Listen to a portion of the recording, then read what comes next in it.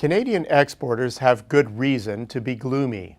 Their number one customer is leading an anti-trade charge that threatens to upend not just one of the most successful trading relationships ever, but also a further-reaching global trade apparatus on which they are becoming increasingly dependent. Well, in stark contrast to this backdrop, confidence is up, and sharply. During the spring, EDC's Trade Confidence Index lurched to its second highest level since mid-2010. What is up? This jump in the index to its current level of 76.5 marks the largest single-period movement in the index since late 2012. This follows a sequence of yo-yo-like movements around the historical average, where the series was unable to string together two successive moves in the same direction.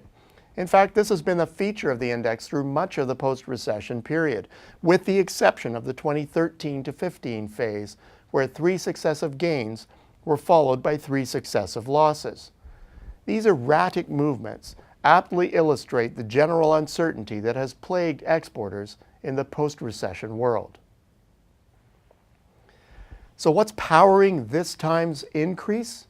It's all about activity. Export sales are up, and that seems to have our survey respondents pumped. They are equally encouraged by robust domestic sales. The sales optimism is true right across the industry spectrum. It spans the country and is the case in all sizes of firm. And in spite of negative messaging from south of our border, the vast majority of orders from the U.S. are either increasing or staying the same. When it comes to actual market conditions, however, exporters are less sanguine. Perceptions of near-term domestic conditions actually eased back, while the same measure for global conditions was a shade higher. Similarly, the International Business Opportunities measure moved up, but marginally. The tentative view of the near term tells quite a story. Sales may be doing well, but uncertainty is weighing on exporters' ability to meet future demands. Investment is at risk, in a state of trade war limbo. More Canadian exporters are signaling stronger investment intentions, and there was a significant jump in the share planning to invest outside of the country, in the U.S. and elsewhere. But nearly 1 in 5 exporters say that the NAFTA talks have had a negative impact on their investment plans.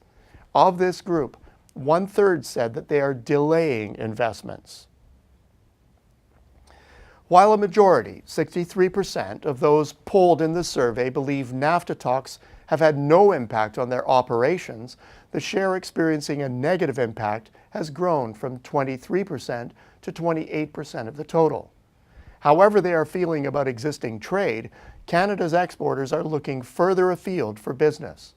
In this survey, there was a notable increase in the share of exporters that are already exporting to new countries, and in those who are planning to do so.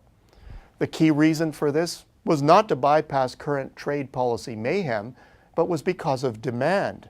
No other reason came close. The two top markets Canadians are planning to go to, the U.S. is actually third ranked behind China and the UK. Other concerns cited by exporters include interest rates. Fully 30% of respondents expect interest rates to negatively impact export sales, up from 21% in the last survey. Even so, very few think they can do much about it. 40% say that in spite of the effects, they plan to do nothing about it. Another growing difficulty is access to labor. 1/3 of respondents are now saying that they are finding it very difficult to access skilled labor, a share that has risen sharply in the past 2 surveys to a level well beyond anything seen since 2012. This is consistent with the findings in the Bank of Canada's Business Outlook survey, which is citing similar growing angst. The bottom line? On the surface, Canadian exporters seem happy.